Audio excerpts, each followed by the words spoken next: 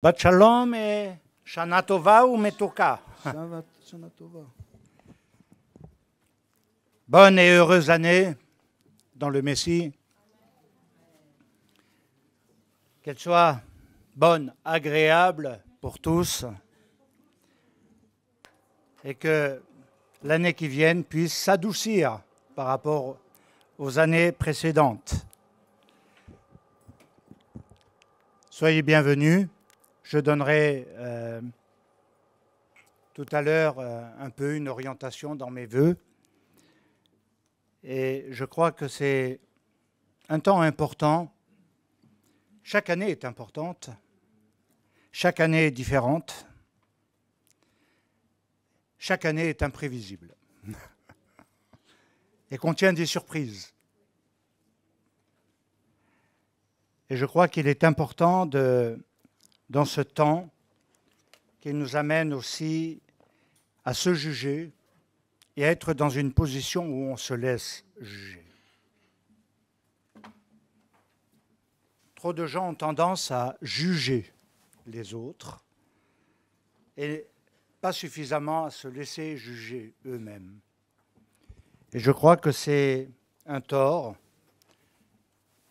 En même temps, ça peut révéler beaucoup de choses. Il nous faut, dans ce temps particulier, dans les 10 jours de Teshuvot, avoir quelque chose de différent, c'est se placer devant l'Éternel, mais pas simplement que pour soi-même, ses propres problèmes, mais c'est également d'évaluer son attitude, sa relation avec la communauté, avec ce qui a manqué, ce qu'il faut améliorer, ce qu'il faut rectifier. Et je crois que c'est en fonction de cela que la bracha d'Hachem va se manifester davantage. Il est important de comprendre que chaque année est un pas en avant vers des temps qui s'accomplissent, qui se réalisent devant nous, et que nous avons besoin de véritablement positionner. Stabiliser notre âme, stabiliser notre halakha, notre pratique, stabiliser un ensemble de choses de façon à pouvoir grandir. En même temps, il nous faut vraiment, et j'insisterai là-dessus, avoir une profonde conscience. Nous n'appartenons pas à des autres entités. Nous appartenons à El Bethel. Notre orientation et notre halakha va être définie clairement. Et je crois qu'il nous faut comprendre le rassemblement. On était dans l'année du Hakel, qui avait son importance à ce niveau-là, le rassemblement, l'unité, quelque chose qui était normalement un temps particulier. L'a-t-on accompli? Ce n'est pas en culpabilité qu'il faut réagir, mais en prise de conscience de ce que l'on ne fait pas obligatoirement dans les orientations que Dieu nous donne dans la Torah. Il ne s'agit pas non plus d'être dans le côté individuel, personnel, pour réaliser simplement quelque chose de vertical, ce qui est, à mon sens, l'habitude de trop de personnes. Elles ne réalisent pas qu'il y a aussi le deuxième commandement, tu aimeras ton prochain comme toi-même. Et que la relation avec son prochain est autant importante que sa propre relation avec l'Éternel, notre Dieu. Parce qu'elle forme la communauté, Dieu au milieu d'un peuple. Alors c'est pourquoi il est important pour nous d'entrer dans quelque chose où je suis convaincu que l'année qui vient sera particulière. Elle remettra en cause et en question certaines choses. Elle orientera peut-être très différemment. Et c'est quelque chose que nous devons vivre ensemble. et ne pas avoir seulement des idées et des pensées personnelles ou des interventions personnelles sur les choses, mais avoir une conscience collective. Il peut y avoir même des désaccords, il peut y avoir toutes sortes de choses, mais c'est justement là que l'on grandit et que l'on apprend à marcher dans les voies de l'Éternel. La nouvelle année qui s'offre à nous, c'est aussi le début d'un temps nouveau.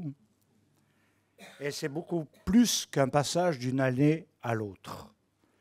Je crois que cela, il faut le marquer. C'est une nouvelle lumière spirituelle qui descend dans notre univers, qui doit nous conduire beaucoup plus loin, parce que nous sommes conscients que nous avons des imperfections et que nous devons nous améliorer. Je ne pense pas que quelqu'un ici puisse prétendre à la perfection et être meilleur qu'un autre. S'il y en a un, qu'il se lève, bien que parfois intérieurement les gens le pensent. Mais je crois qu'il est important d'avoir une prise de conscience dans quelque chose. Lors dans le temps de Rosh Hashanah, qui va nous conduire à Yom Kippour, le Seigneur, dans ce temps, veut nous donner des nouvelles forces pour atteindre l'excellence et élever nos niveaux de vie et de vie spirituelle.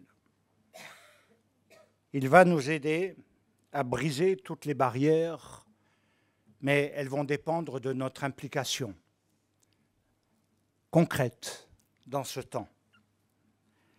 Le fait de passer d'une année à l'autre, et dont le but est d'acquérir un nouveau cycle de vie, non seulement dans ce monde, cet univers, mais aussi dans le côté spirituel qui nous relie dans une Kéila, devenir une seule âme, devenir un seul corps, est important.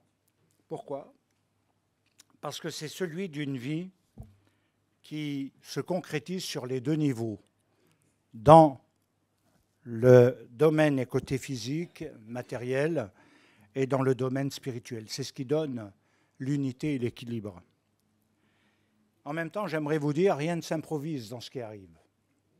Tout est lié à quelque chose, tout est relié, rien n'est séparé.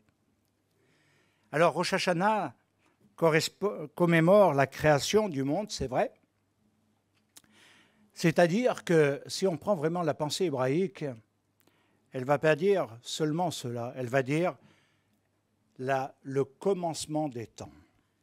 Le commencement des temps. En fait, Rosh Hashanah est une porte qui nous ouvre nos deux mains et nous avons besoin d'avoir les clés pour ouvrir les portes qui vont être dans le courant de l'année. Et nous avons besoin de voir ce chemin qui va nous conduire dans l'année nouvelle. Et je crois que c'est très important parce que nous ne devons pas marcher mensuellement, trimestriellement, annuellement. Nous devons marcher au quotidien. Et pas avoir d'interruption dans les jours. En même temps, il nous faut comprendre que dans la pensée juive, elle va nous amener à réaliser que ces clés pour ouvrir ces portes, c'est que c'est ce qui va se former dans tous les jours qui viennent, parce que nous sommes dans ce qui est la tête de l'année. Et si nous réfléchissons, nous verrons qu'il y a quelque chose qui voit devant et pas derrière. Derrière, nous devons le régler, nous devons le voir. Mais ce qui importe également, c'est d'avoir une visibilité sur l'avant. Alors, il y a quelque chose qui est important, c'est celui de la primauté de l'action. Et là, j'aimerais que nous puissions réaliser qu'il ne s'agit pas d'avoir des croyances, des convictions et des normes qui jugent, mais d'avoir une pratique et une action qui soient concrètes. Une application et une implication concrète. C'est l'expérience que j'ai vécue durant toutes ces années. C'est ce que je constate encore.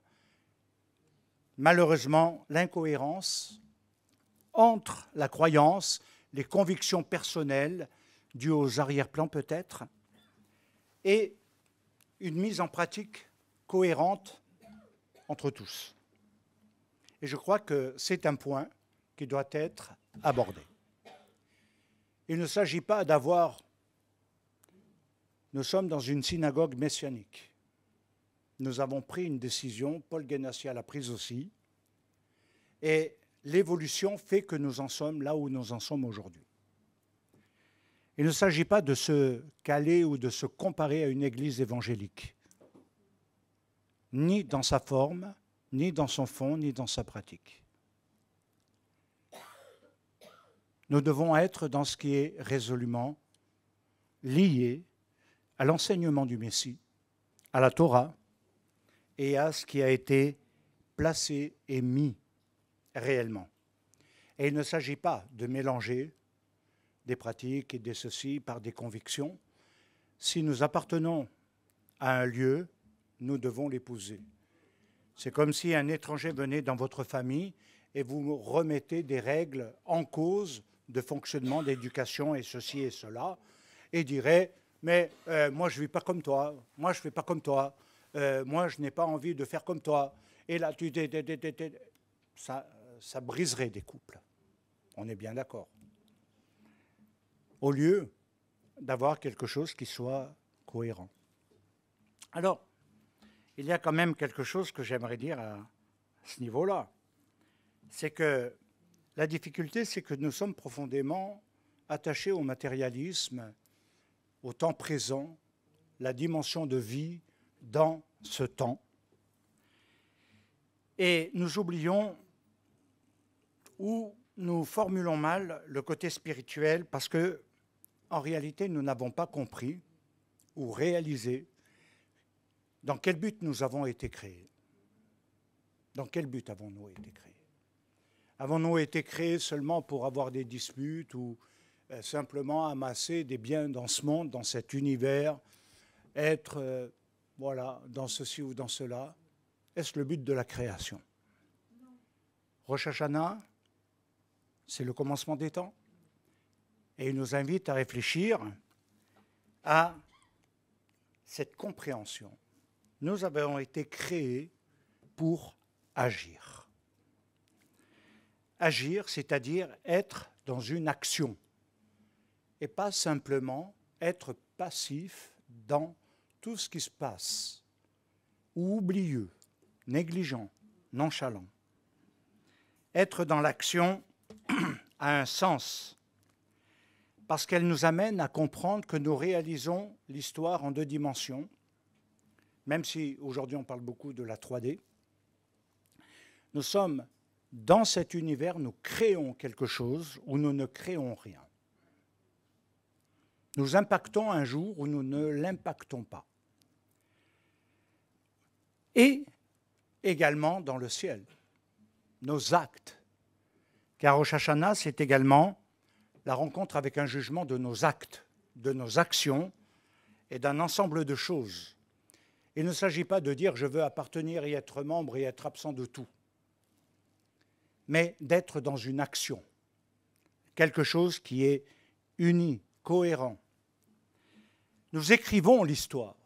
L'histoire s'écrit dans les fils des jours. C'est pourquoi après nous pouvons regarder un historique.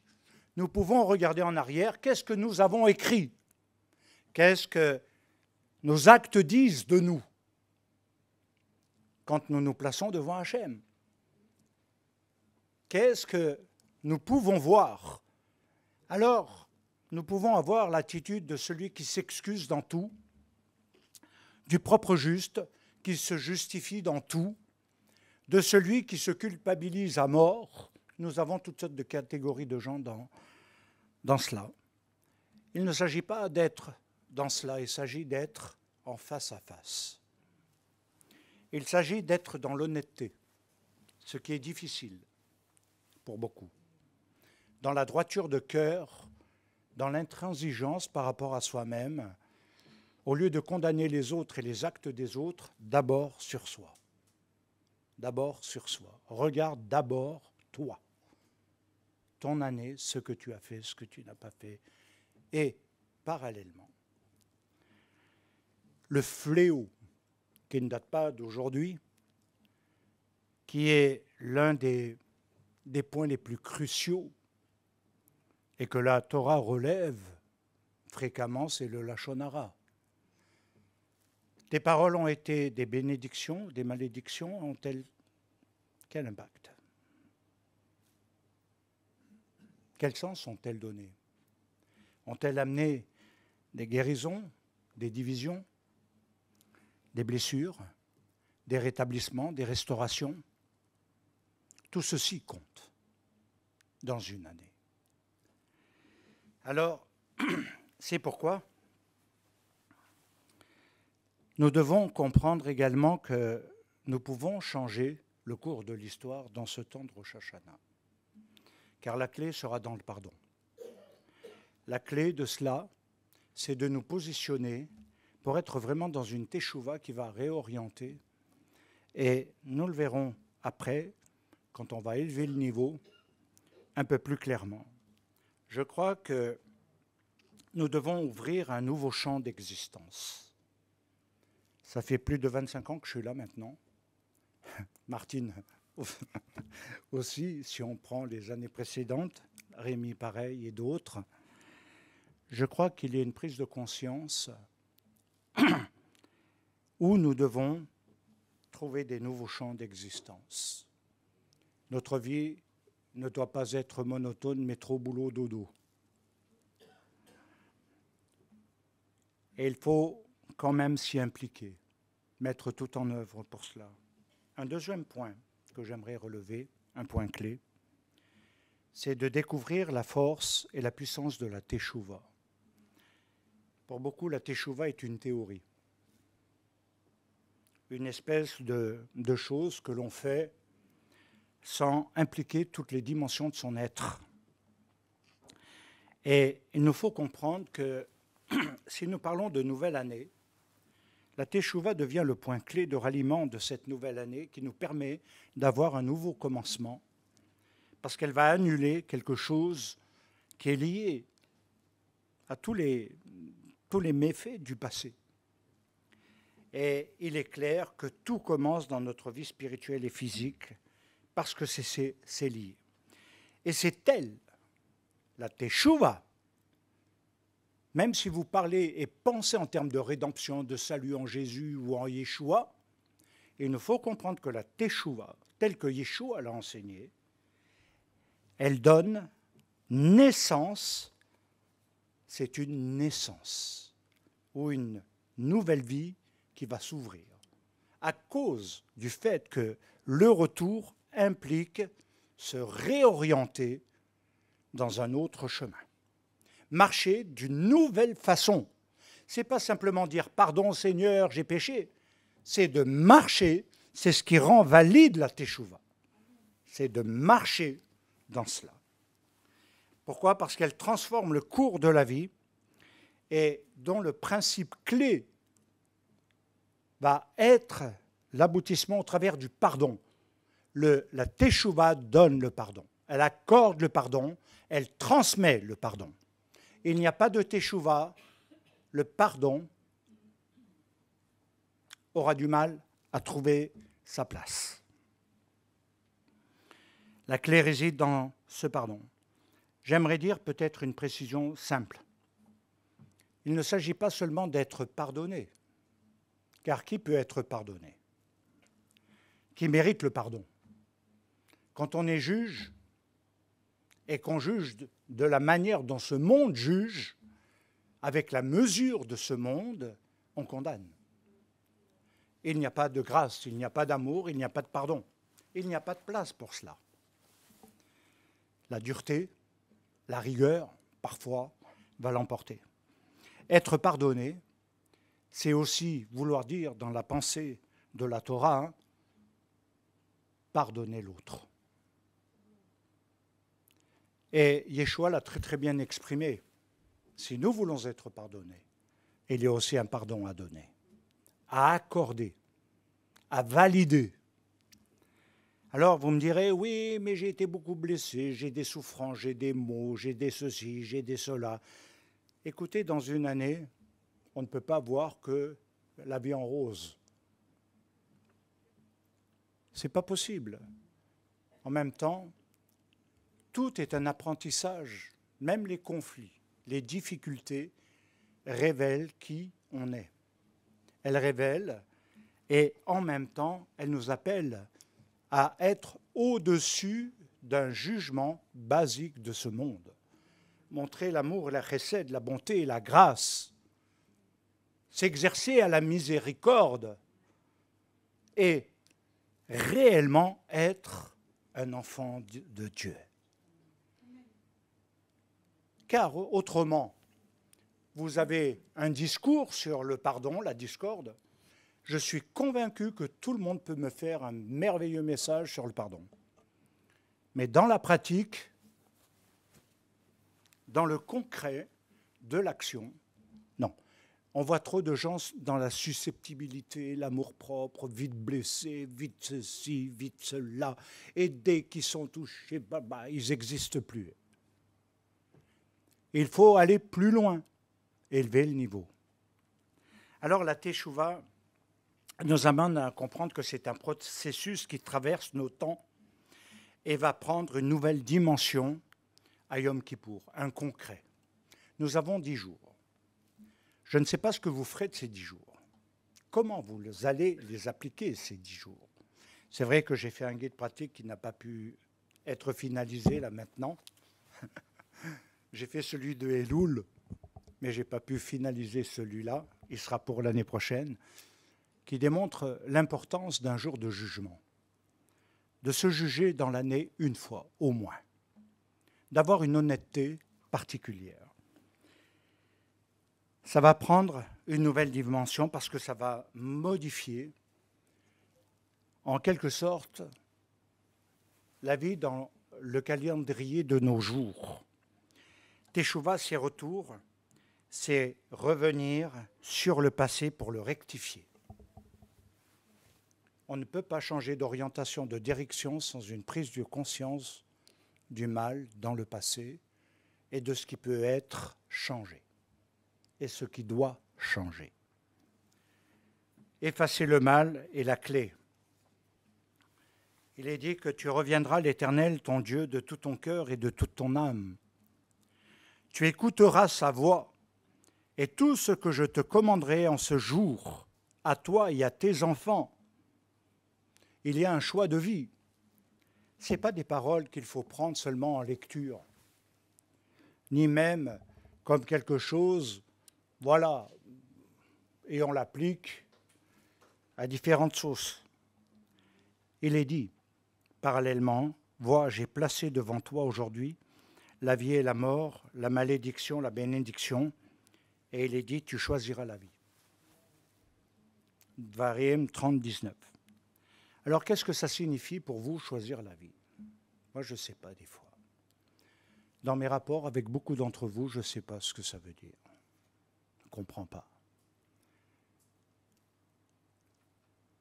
Vous en parlez, mais vous ne vivez pas. Donc, je ne comprends pas. Choisir la vie, c'est vivre une vie pleine de sens, dont le but est d'accomplir les desseins de Dieu. Est-ce vraiment votre priorité dans la vie? Quelle est votre priorité, autrement dit? Si j'applique ce commandement, ce verset, ce passage de la Torah, de manière basique et simple, c'est ce qu'il me dit.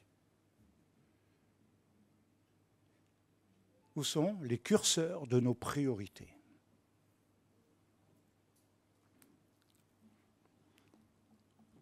Alors c'est là que l'hébreu va nous aider à comprendre qu'il faut différencier la vie de l'existence. Vie se dit chaim en hébreu, et littéralement, si on veut l'appliquer, il veut dire deux vies. Alors que vivre au singulier, dans la Torah, n'est pas vivre, mais exister. Et j'aimerais que vous puissiez réaliser la différence entre vivre et exister. Ça signifie que si nous ne sommes que dans le sens de vouloir exister, nous ne voulons recevoir que pour nous-mêmes.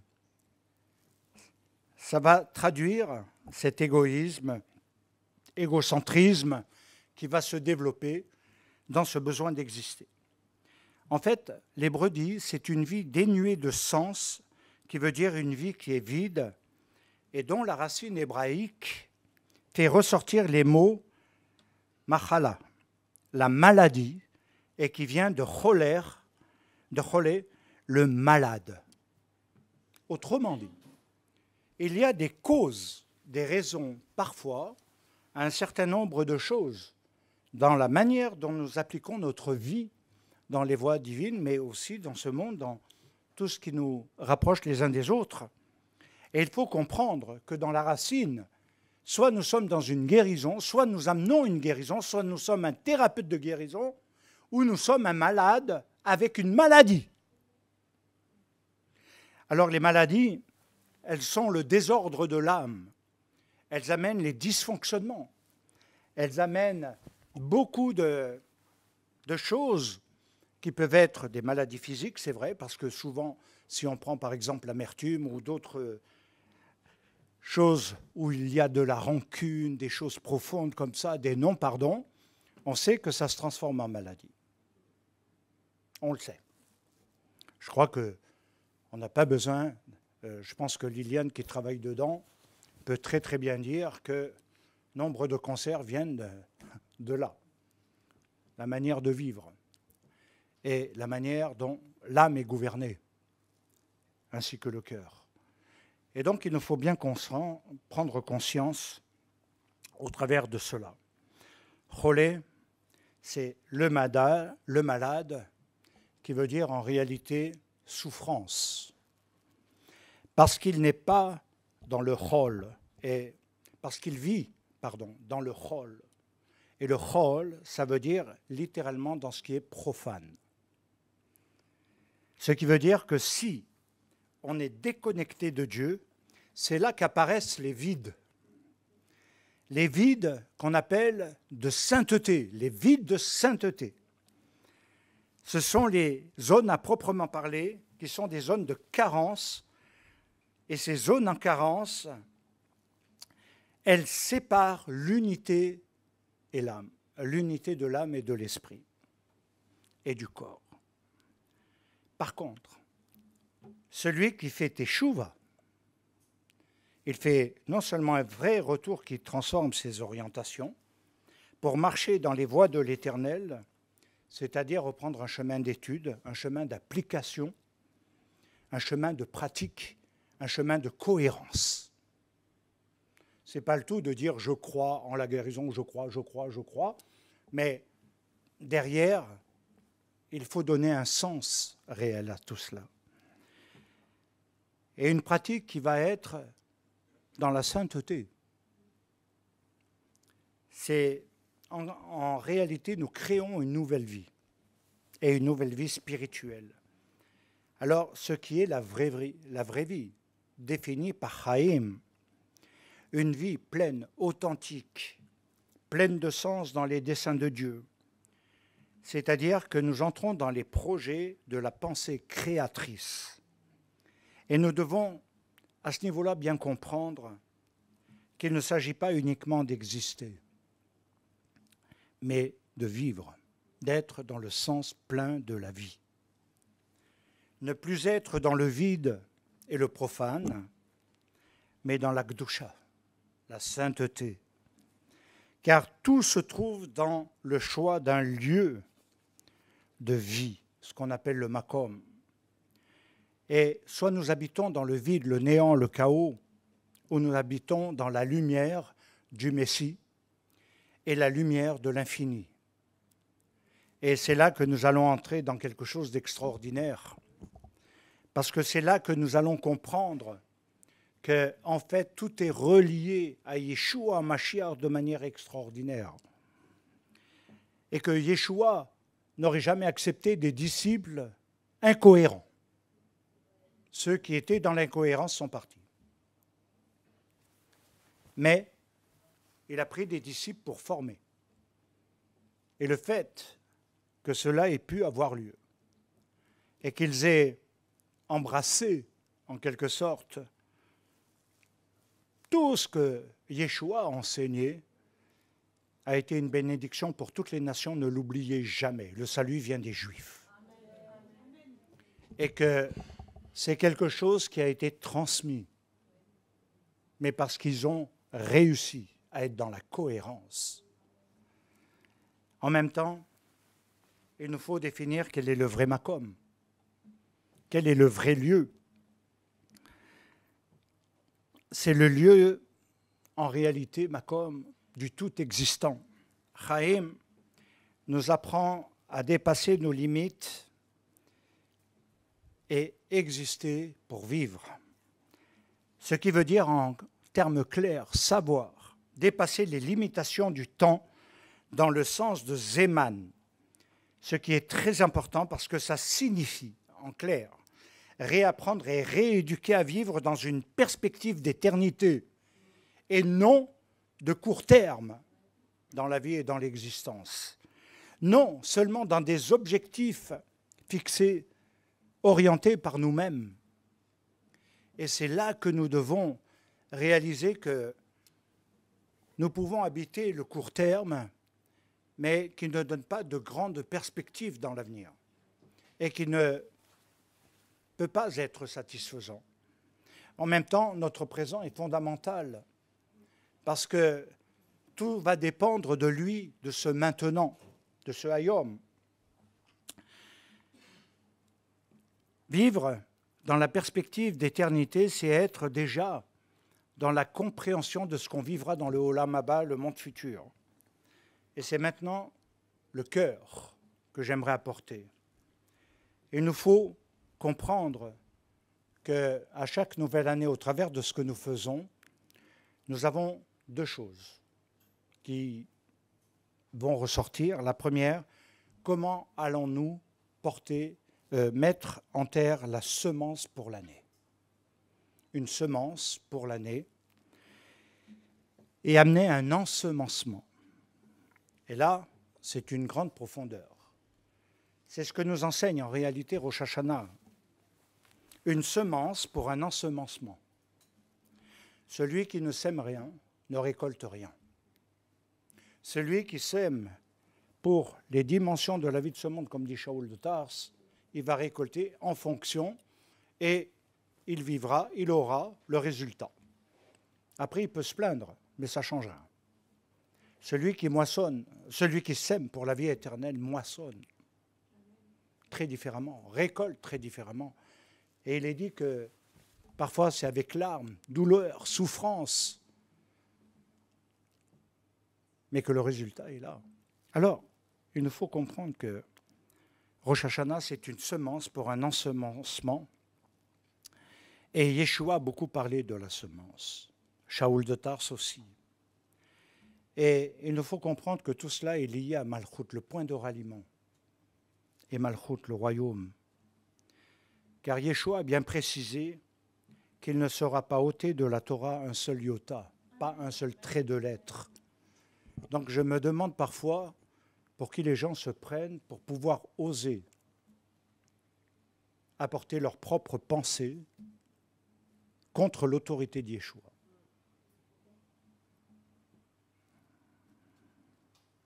Donnez-le un point de vue, c'est un point de vue, ok, ce n'est pas une autorité. Il y a ce qui doit faire autorité et il y a les sentiments personnels, les pensées personnelles, mais qui n'ont pas d'autorité. Et il nous faut bien comprendre qu'avoir une autorité, et je pense que ceux qui ont fait des études le comprennent très bien, sont spécialisés dans ce qu'ils ont étudié dans leur ligne, et que tout le monde ne se marche pas sur les pieds les uns des autres. Un pédiatre vous dira, je suis spécialisé dedans, mais je ne peux pas être un généraliste. Et il ne jouera pas au généraliste parallèlement. Il restera pédiatre. Et nous devons comprendre que parfois, l'éducation reçue dans le christianisme, le monde chrétien, que je ne critique pas, a été de trop la ramener comme si notre pensée personnelle, notre opinion, notre conviction avait une autorité. Or, je reviens à l'autorité de la Torah en Yeshua Mashiach. Et que ce qui doit être basé comme une parole d'autorité doit être défini par quelqu'un qui a beaucoup étudié, qui a ensemencé. Et c'est important à corriger pour l'année qui vient. On est prêt à écouter, ça ne veut pas dire qu'on ne va pas écouter, etc. Mais quand, par exemple, en haut ou en bas, je dis, par exemple, dans notre halakha, ici, nous voulons kasher, ici, nous voulons kasher, avec le kidouche 20 kasher. Quand quelqu'un se mêle et dit « Ah non, non, non, non, non, non, non, non, non, non, non », sous quelle autorité? Personnelle. Quelque chose qui émane de sa pensée propre, en sortant peut-être de 3 choses, mais n'a pas été dans la profondeur de l'étude pour pouvoir arriver à cette conclusion. Et c'est là où nous devons comprendre qu'il y a une autorité à redéfendre. Maintenant, il nous faut réaliser que si Yeshua dit cela, c'est que la semence, ce ne sont pas des paroles. On ne sème pas dans des paroles. Bien sûr que des paroles semées peuvent causer le trouble et elles peuvent restaurer une âme. Les paroles, c'est complexe. Les paroles, quand elles viennent du fond du cœur, en fonction des sentiments, de la pensée, de la perception, ça peut être terrible. Mais quand elles sont dites dans la douceur du ciel, elles amènent la consolation, elles amènent une restauration, elles amènent une guérison, elles amènent un rétablissement total. Et je crois que ça, c'est très important. Alors, si ce n'est pas les paroles qui sont le plus important dans le Malchut, dans le royaume de Dieu, en Yeshua Mashiach, qu'est-ce qui est important pour Dieu, au travers même du verset et des versets que nous avons lus? C'est celui du monde de l'action. Réviser, voir son action. On peut mener une action collective, je peux vous donner des orientations, des visions, des buts. Combien seront dedans? Et si je dis cela, ce n'est pas un reproche, ce n'est pas une méchanceté, mais je crois que je ressens profondément dans mon cœur pour l'année prochaine une importance capitale de certaines choses, un enjeu réel. Et il nous faut comprendre que les actes et les actions, c'est ce qui forme les mitzvot. L'ensemencement de la vie éternelle est celui de l'être à partir des 613 commandements. Pourquoi? Pourquoi? Parce qu'en eux est placée l'essence de la vie véritable. Il y a 365 commandements négatifs, 248 positifs. Les 365 commandements, mitzvot, correspondent aux jours solaires de notre calendrier. Et il faut bien retenir que ce n'est pas indépendant de ce que nous sommes, nous. C'est vrai.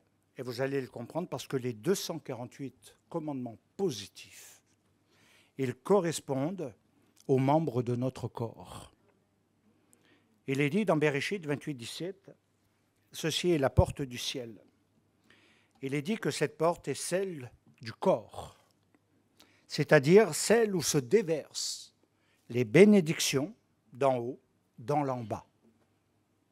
Mais si nous n'avons pas cette perspective, nous récolterons ce qui est dans l'en bas uniquement et pas dans l'en haut. Alors, il nous faut nous poser la question, de quel corps s'agit-il? Est-ce un corps physique ou spirituel? Le corps physique, en réalité, c'est le reflet de celui qui est en haut. Vous savez que nous sommes reliés comme dans l'échelle de Jacob. En fait, aucun organe existant de l'homme n'a de contrepartie dans ce monde. Il y a les deux vies. Être coupé, comme je l'ai dit, déconnecté de Dieu et de ses voies, rend l'homme malade, atteint d'une maladie, qui sera une maladie autant spirituelle que dans les dérèglements affectifs, émotionnels de fonctionnement, que dans le domaine physique. C'est qu'une question de temps sur le temps. Parce que ça touche tout l'être, ça le concerne, dans son domaine physique, mental et psychologique. Alors c'est pourquoi Rosh Hashanah va symboliser la tête, le début d'un temps, un commencement, une tête de l'année. Parce que nos jours seront habités, soit par ce qui guérit et guérira, ce qui amènera un rétablissement, ce qu'on appelle en hébreu la restauration, restaurer l'âme. Vous croyez que c'est une prière qui restaure l'âme? C'est tout un cheminement. Et c'est une prise de conscience derrière. Ou aurons-nous un corps, une vie habitée par le tourment, par l'angoisse, l'anxiété et toutes sortes de dérèglements? Par quoi? Par quoi? Alors, ce que nous pouvons dire, qu'un temps nouveau peut naître, et c'est ce que nous appelons dans une étude rabbinique profonde, le principe de la Shefa. Le principe de la Shefa, c'est le signe de la manifestation divine. Et il signifie aussi abondance. Il signifie abondance, et non pauvreté spirituelle ou autre. Il y a un terme au cœur de cette étude de la Shefa qui nous amène à comprendre Shefa Elohi, et qui veut dire l'abondance divine. Et il se nomme, en réalité, dans cette abondance divine, là vous allez faire un lien avec quelque chose qui a été déformé, et vous allez le comprendre par vous-même, parce que cette abondance divine, quel est son nom? Esprit Saint. L'habitation de l'Esprit Saint. L'Esprit Saint, Ruach HaKodesh, qui va devenir le signe présent dans l'homme et en l'homme. Et c'est au travers de cette signification que nous devons réaliser que son Esprit Saint doit nous habiter tous les jours de l'année, et pas un jour ou deux par semaine. Les interruptions sont les temps où la maladie peut rentrer, où les temps de dysfonctionnement vont avoir lieu. Les temps de déconnexion sont des temps de rupture avec ce qui est éternel. Et c'est ce qui va causer le chaos et le trouble. Et lorsque on néglige un certain nombre de choses dans la pratique et autres, car c'est là le concret pour ne pas déconnecter, eh bien, il y a une abondance de la vie d'en haut qui va descendre. Et elle va se manifester par une plénitude de la Ruach HaKodesh, de l'Esprit Saint. Elle doit nous habiter tous les jours de l'année, 365 et 248 dans notre corps. L'interruption dans les jours créera, comme je vous l'ai dit, les troubles et les dysfonctionnements. C'est pourquoi nos 365 jours doivent être habités par des guidéim, c'est-à-dire les points névralgiques de ce qui constitue les fonctionnements de notre corps, qui ont aussi une valeur et une réalité spirituelle. Et ça, c'est important, de toucher les points névralgiques, parce qu'ils ont une relation entre ce que nous sommes sur le plan humain dans notre constitution, mais également ce qui va définir le niveau spirituel de ce corps, de ce qu'il est en Dieu. Et il va nous amener à comprendre que les points névralgiques et tendants du corps devront être redistribués au chiffre 248, ce qu'on appelle les chevarim, c'est-à-dire les membres du corps. Les membres du corps par 3 organes principaux. C'est-à-dire qu'il va y avoir les canaux d'action de l'esprit, il va y avoir les canaux de l'action de l'esprit d'en bas, de votre propre esprit et de l'esprit du mal. Et il faut savoir qu'il y a des portes d'entrée, des zones où il y a parfois des infiltrations, où on est quand même volontaire pour les laisser entrer. On leur ouvre la porte. Si on veut marcher dans les voies de Dieu, il faut fermer les portes et ouvrir les portes du ciel. Amen. Et il faut comprendre que c'est ce qui va tout changer.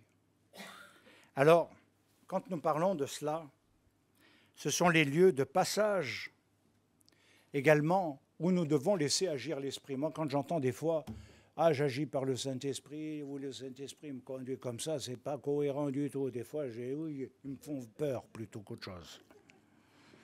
Il n'y a qu'à écouter un contenu. Moi, il y en a un, une fois, il m'a dit « Je vais te prophétiser, le Seigneur, il m'a dit quelque chose. » Ah, moi, j'aime bien tester.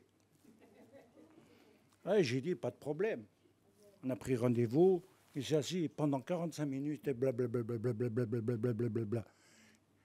Et à la fin, j'ai dit, qu'est-ce que t'as dit? Il ne savait même pas. Ça ne voulait rien dire. Il faisait que répéter et revenir en arrière. Il cherchait ses mots. Moi, j'ai dit, allez, casse-toi. Hein. Il y a des choses où les gens pensent que c'est comme ça que l'Esprit Saint agit. Alors, on a compris que les dons spirituels font partie de cette guérison thérapeutique par lequel l'esprit va agir. Mais quels sont les organes par lesquels l'esprit passe? Il s'agit en premier lieu et avant toute chose de ce qui va constituer, et je l'ai beaucoup enseigné dans le passé, le mohar, le centre du système nerveux de la pensée. La pensée. La réflexion. Parce que c'est là que se forgent les projets, les intentions, et que c'est là que se déterminent nos actions. C'est la pensée, comme la pensée créatrice du Créateur, elle a d'abord été là, avant d'être acte. Et tout se crée là. Et il y a, à un moment donné, une prise de conscience à avoir dans moi. Parce que Yeshua, comme Shaul de Tarse, d'ailleurs Shaul de Tarse le disait très bien, je tiens captive mes pensées à l'obéissance de Mashiach. Mais pourquoi tenir des pensées captives? C'est quoi? Que des pensées impures parce que les autres, ils naviguent là dans les trucs différents là? Les pensées, c'est tout le mal qui est conçu. C'est le mal que l'on conçoit sur l'autre. C'est le mal que l'on conçoit sur son épouse, sur son épouse, sur ses enfants. C'est le mal qui se conçoit. Or, le projet divin nous amène à concevoir une nouvelle création. Quelque chose qui va amener une nouvelle dimension et qui va certainement nous influencer pour agir dans une action et dans un acte de bonté, dans quelque chose qui ne sera pas la condamnation. Et je crois que c'est très important parce que notre système nerveux est en relation avec tout ce qui agit dans le corps. C'est un centre de commandement. Si tu ressens de la colère, tu vas le ressentir physiquement. Pourtant, on ne pourra pas dire que médicalement, ça a une valeur. Mais il y a une action physique qui va se faire. Et au-delà de la colère, il peut y avoir quelque chose qui n'est plus maîtrisable et où il va y avoir peut-être un coup de poing envoyé ou un coup de boule. Mais ça va être dû à quelque chose qui est là. Ce n'est pas le corps qui a décidé tout seul, comme ça, par hasard, je vais mettre un coup de poing, il ne me plaît pas celui-là. Déjà, ça a passé là. Un centre de transmission. Le cerveau est un centre de commandement. Soit il est dirigé, conduit par l'Esprit Saint, soit il est dirigé par toi-même, par ton propre mal, par ton orgueil, dans le sens d'exister comme on l'a vu au début, soit c'est le mal qui s'est infiltré, qui domine. En même temps, le deuxième niveau, par lequel l'Esprit Saint agit, ce n'est pas seulement dans l'intellect, ce n'est pas simplement dans l'intelligence, ce n'est pas simplement dans la sagesse, ce n'est pas simplement dans la théorie, ce n'est pas simplement dans la connaissance du savoir. Il agit également au travers du lève, le cœur. Il y a quelque chose qui correspond entre la pensée et le cœur. Le cœur et la pensée sont reliés par le coup, par un système de vie, par un système qui oxygène mais qui équilibre également. Car beaucoup de choses vont dépendre de la manière dont on ressent les choses. Et ça peut fausser beaucoup dans le discernement, dans la relation également. C'est pourquoi je vous invite à étudier le cœur, parce que le lève tient une place fondamentale dans la Torah. Autant la pensée, le cerveau est très important pour transmettre l'ordre, autant le cœur va donner la compassion, va ouvrir la porte à l'émotion positive et non à un cœur dur et fermé. Et vous savez, entre la tête et le cœur, parfois, il y a dichotomie, il y a séparation. Et il est probable que des personnes ne ressentent rien, n'éprouvent rien, parce qu'ils sont coupés. Parce que, tout simplement, la tête gouverne et elle maîtrise et elle bloque l'expression du cœur. Et il est important pour cela de réaliser que ce que l'Éternel nous demande, comme lui-même Yeshua a pratiqué, c'est de la compassion. C'est d'avoir un niveau de vie nouveau dans la compassion. On se le dit franchement, trop de jugement, trop de condamnation, trop de ceci, trop de cela, tue. Et il faut créer un peuple aujourd'hui, un temps nouveau, avec des vrais disciples, avec des vraies personnes, des personnes qui ont du courage de mettre en application et pas des fuyards fuyants ou des mélangés. L'Éternel veut clarifier quelque chose. C'est un cycle spirituel sur les 7 fêtes. Une fête n'aura pas de sens sans l'autre. Pourquoi ? Retrouver quelque chose qui recrée des vraies relations qui deviennent un clan, un peuple, un corps. Le corps de Mashiach qui s'unit, il est la tête, il est le roche, il est celui qui est, dès les commencements, premier-né d'une nouvelle humanité, c'est vrai, mais premier-né de toute la création. Et qu'à un moment donné, il est le moire du corps. Vous pouvez parler d'église, de corps, d'unité, je ne sais pas ce que ça veut dire aujourd'hui. Mais ce que nous voulons, c'est peut-être commencer par un petit commencement. Une poignée peut suffire. 12, on suffit. 12, on suffit. L'absentéisme fait qu'on ne peut compter sur personne. Point barre. L'absentéisme religieux, peu importe les raisons, ne m'intéresse pas. L'engagement dans le concret est ce qui va montrer les actes qui vont changer le cours de l'histoire. Et il est important de renouveler cette position où on retrouve des hommes et des femmes de compassion dans la prière même. Au lieu de juger, de commencer à vouloir chasser je ne sais quoi, à vouloir condamner, à vouloir dénoncer. Vous savez, les dénonciateurs n'ont pas d'amour. Ils n'ont qu'une épée de jugement. Et il faut pouvoir arriver à modifier cela. C'est pourquoi j'en profite pour dire aussi, on a monté un comité consultatif, je pense que chacun s'y rappellera. Quand je lui ai demandé de participer, on se rencontrera et on va voir certaines choses avec le CA. Et je crois que ça va être intéressant. En même temps, il y a le CAVED, qui est le foie, et vous savez que c'est un organe fondamental pour notre santé. C'est le plus fondamental pour la santé, le foie. C'est le centre de tri. Vous avez vu pour Vincent,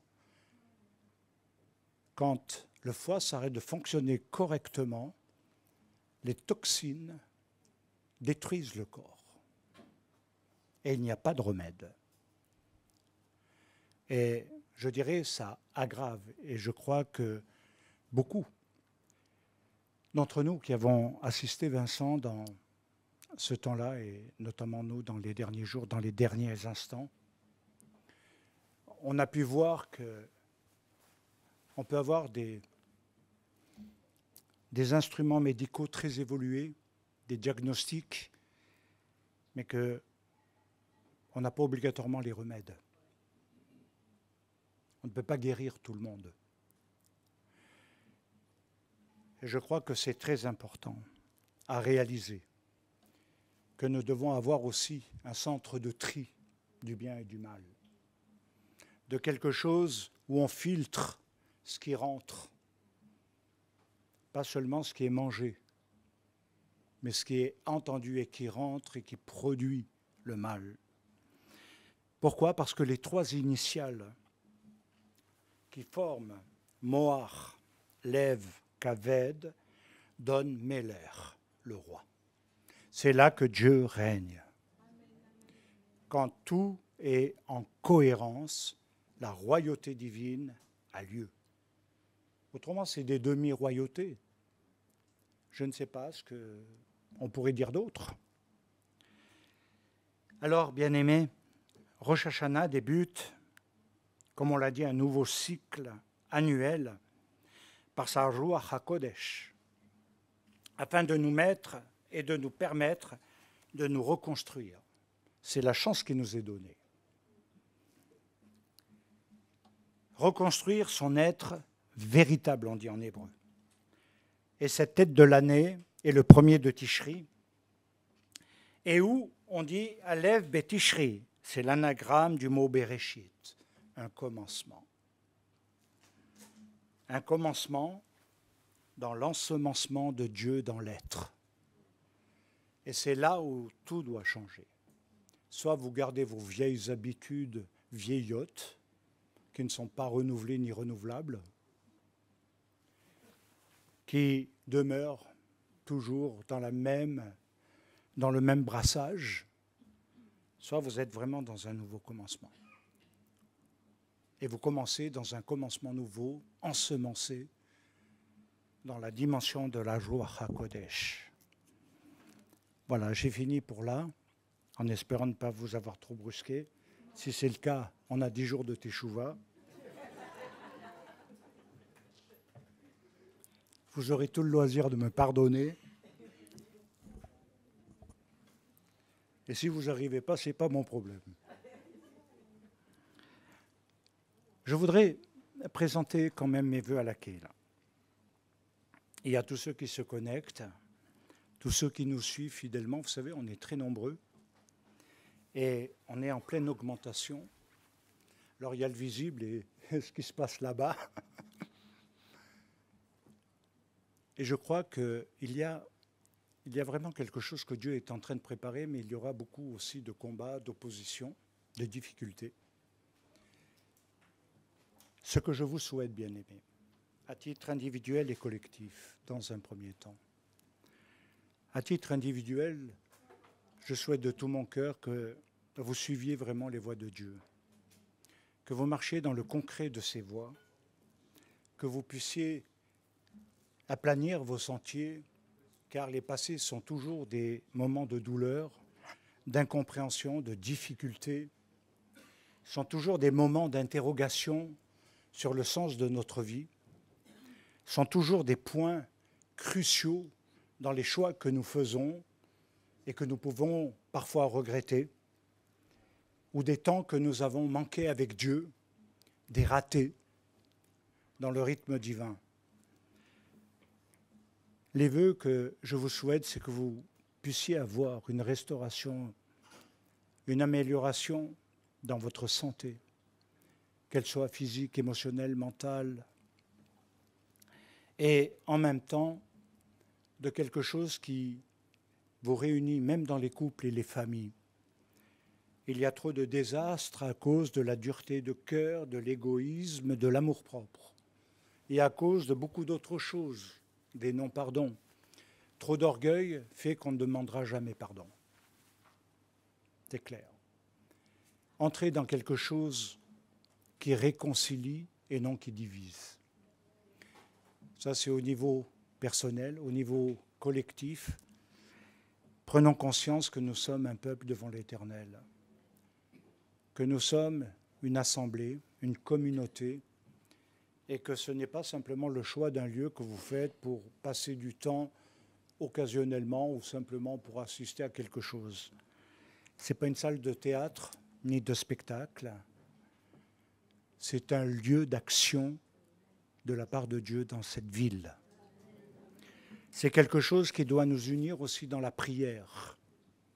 Prier ensemble, agir ensemble. C'est quelque chose qui va donner une nouvelle force et qui va amener une croissance, mais je crois, une nouvelle dimension de puissance de vie, de quelque chose qui peut dépasser nos caps. Nous avons vécu beaucoup de choses durant le jeûne de Daniel, mais nous voulons aller plus loin que celui-là. C'est pourquoi cette année, je laisse un peu d'espace. Mais il est clair que le calendrier va se redéfinir et qu'il est important d'unir, d'avoir une communauté unie. J'en ai assez des remontrances, j'en ai assez des gens qui disent ce qui ne va pas et puis qui foutent rien. Pardonnez-moi l'expression. Il y a 10 jours de Teshuva. De quelque chose où on pense qu'on est un corps au service de Dieu, qu'on n'est pas là simplement par appartenance personnelle dans un cadre religieux. Je demande également à tous ceux qui ont des responsabilités d'avoir une plus haute conscience de la responsabilité. Et on en reparlera, on va redéfinir. Et également à tous ceux qui voudront s'engager dans le futur, de redéfinir un peu les choses. Ça, c'est l'objectif que je me fixe. Et de clarifier un certain nombre de choses. Pour cela, il faudra du temps. Mais je suis convaincu que si vous captez ce que Dieu veut, pas seulement pour votre vie propre, personnelle, à la maison, mais dans le cadre de son dessein. Ça va tout changer la compréhension. Que l'Éternel vous bénisse, Shana Tova Umetuka, et que le meilleur soit pour vous tous. Baruch Hashem, Toda Rabba.